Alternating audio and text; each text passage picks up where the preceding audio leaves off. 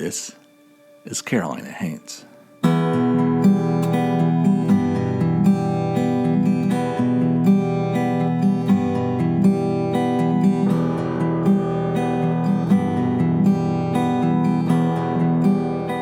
Carolina Haints presents Folk, a show about our stories. I'm your host, Dan Sellers. Love never dies.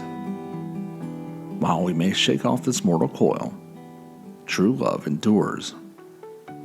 You see, Agnes was in love. In Glasgow, Scotland, the young Agnes fell head over heels for Agnes McPherson, and him for her. So much so that he asked her to be his bride. She accepted his offer and wanted nothing more than to become Mrs. McPherson, but alas, the timing was terrible. Over the pond, war was brewing. Revolution was in the air, and Agnes's betrothed was a lieutenant in the British Royal Army. Their time together was to be brief. Lieutenant McPherson was shipped off to America to fight for the king. Agnes was heartbroken. She feared she'd never see her love again. She somehow knew that if she got on the boat, that would be the last time she ever saw him again, and she just couldn't live with that. She turned her heartache into dogged determination. Agnes did what was at the time unthinkable. She left her family, her friends, her whole life behind in search of her future. She disguised herself and stowed away on a ship bound for Charleston. She toughed it out between seasickness and the rats. She braved the harsh journey to the States into enemy territory. And once she found herself in America, Agnes wasted no time. She was a woman on a mission. She told whoever would listen that she was in love and had to do whatever it took to be reunited with her man. She was on the trail of his regiment and followed behind them for over 100 miles.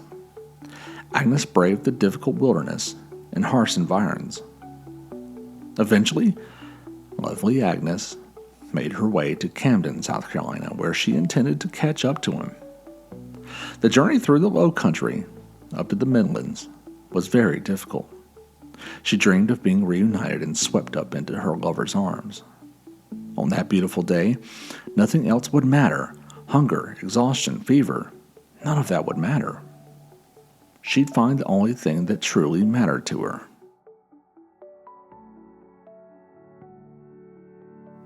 But she hit a snag.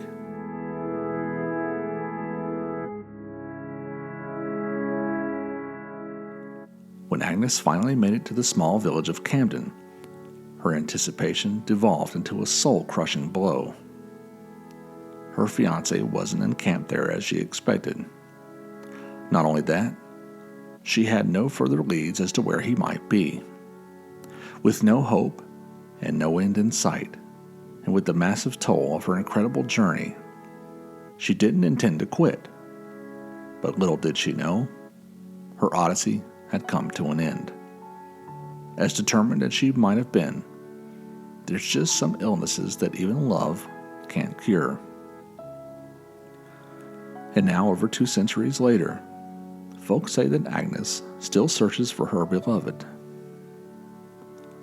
It's said that if you visit the old Quaker cemetery in Camden, perhaps on a night lit by a full moon, that the beams of light will illuminate the ghostly visage of the beautiful Agnes floating throughout the grounds.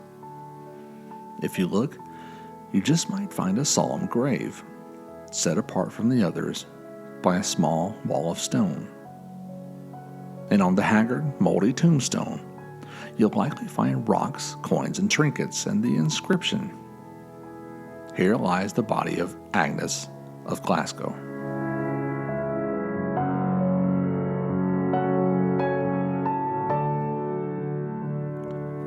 This podcast was brought to you by Recavik Productions and Carolina Haints Incorporated, a nonprofit organization dedicated to promoting folklore storytelling throughout the Carolinas.